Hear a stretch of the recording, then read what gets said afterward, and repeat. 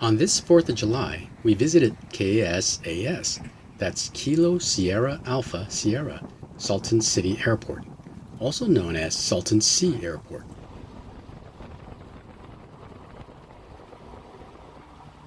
Driving south on Highway 86 through Salton City, you can see the main office and hangar sitting in the distance, alone, in the middle of the desert.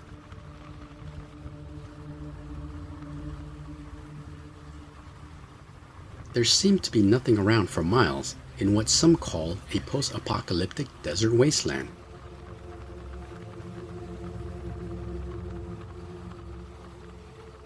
Salton Sea Airport covers a land area of 208 acres at an elevation of minus 84 feet mean sea level.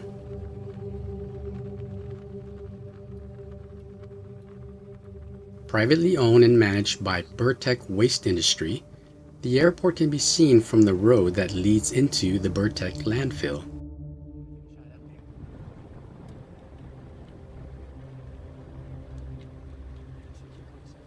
It is located 1 mile southwest of Salton City, California.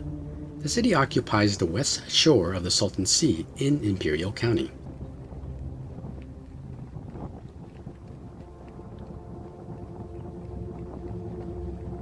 Salton Sea Airport sits in a vast desert space that is both beautiful and alluring.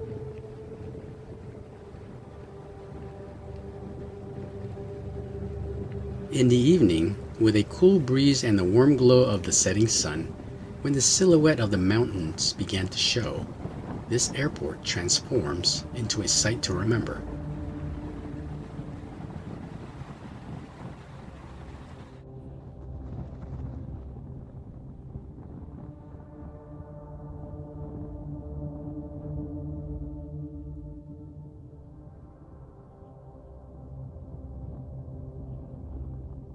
Here on the outskirts of the airport, the land shows the harsh reality of being in the desert. The sun bakes everything around the airport. The ground is cracked and is thirsty for moisture. Without a solution to the problem plaguing the Salton Sea Airport is destined to weather, to fade away, leaving only the memories of what it was once.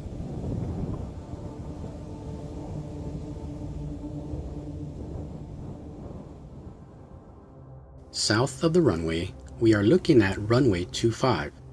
It is difficult to see through the uneven terrain, shrubs, and huge ditches dividing this side from the other side. North of the runway, we enter the airport community through Air Park Drive. The scene on this side of the airport is surreal, eerie, and desolate. The roads leading up to the airport are asphalt, broken, worn. Mother Nature is displaying her powers to take back the land as dirt slowly spills over onto the road. Overgrown vegetation welcomes you as it withers under the desert sun. Once it was known as a mid-century vacation spot for the rich and famous, a thriving resort community that is now mostly abandoned. Only a few homes stood the test of time. Some homes are empty, and some sit alone. A few street signs are left standing, giving you a little sense of direction and a slight hint as to where you are.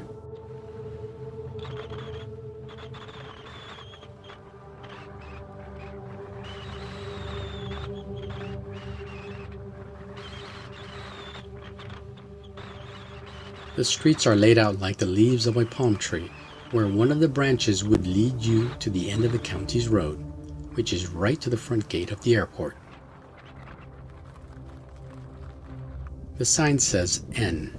Sadly, it may be a premonition, a forewarning. Is it fate? Can it be saved? Only time will tell.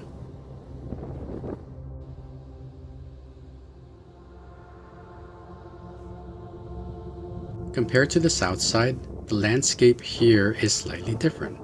The land is scraped clean and leveled. Tire marks on the ground hinted that someone was here and that the airport was not completely deserted. It was somewhat comforting.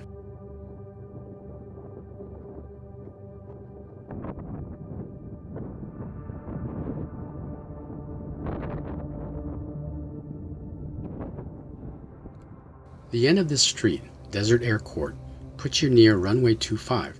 You have the view of Highway 86 from here. For a site that is so desolate, Highway 86 provides a remarkable contrast with many travelers zipping past. If you look intensely, you can see a thin blue line in the distance. That's the Salton Sea.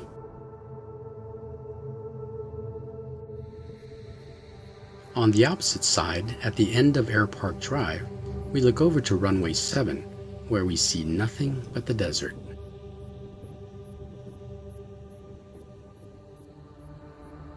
The airport was put into service around 1960, and there appears to be very little documented history on this airport. The only visible traces of history are the few homes that remain near the airport. A historical fact that might shed light on this airport's history is that the U.S. Navy had several bases and airfields near here. Based on old aerial footage, it is known that there were at least 3 air bases near the Salton Sea Airport. Or maybe this airport was built during the Salton Sea's peak, when it was pulling in 1.5 million visitors every year. We may never know how it came to be, what it was like in the early days, or what it was used for in prior times. No matter what the history is, it is undeniably a little airport.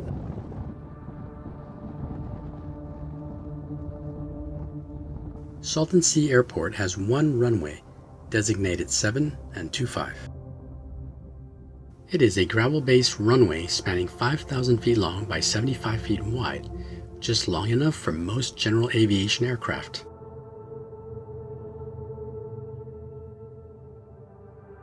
The airport is open to the public, non-towered, unattended, with transient parking at the apron.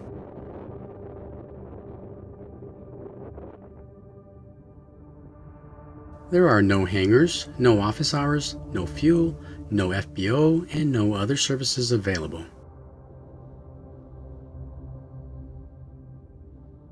At this airport, there are no beacon lights, no runway lights, and no lighted wind indicator.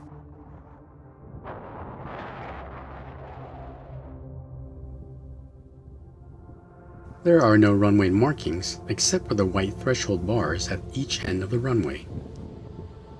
Runway 25,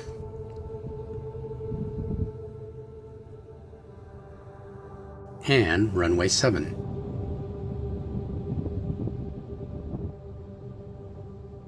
This little airport offers little to no accommodation to transient flyers and local neighborhoods. With very little to offer, this little airport makes up for it by not charging for landing or parking. This airport in general is sufficiently maintained. Loose dirt and gravel are in the vicinity of the apron and taxiway. General aviation traffic is minimal, with the occasional ultralight activity on the weekends. On this day, we saw no activity. It was a quiet day.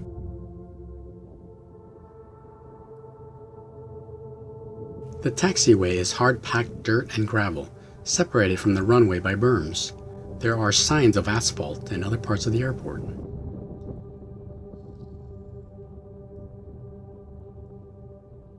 This airport has a wind indicator, in other words, wind sock.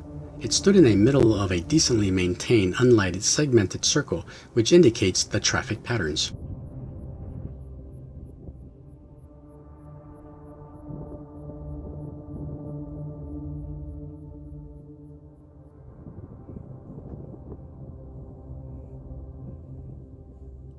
Remnants of asphalt ground covering is evident in the drive up to the airport, around the apron, and what's left of this taxiway.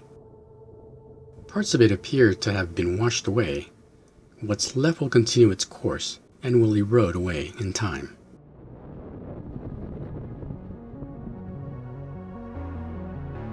The visit to this little airport will always be my favorite because it brought out so many different emotions all at once. More emotions than I can handle at one given time. There was excitement, anger, loneliness, sadness, and happiness all within the span of an hour. I do hope we can save the Salton Sea, bring the people back, add a cafe to this airport, and watch the sunset from the viewing area. One can only dream. When we visit little airports, one of our favorite things to do is to visit the airport's restaurant or cafe. This airport did not have one. Visitors and fly-in travelers will have to go about 3 miles up the street to the nearest place for some rest and a meal, which is at an Arco Gas and Food Plaza. So once you're at this airport, all you need is some way to get there.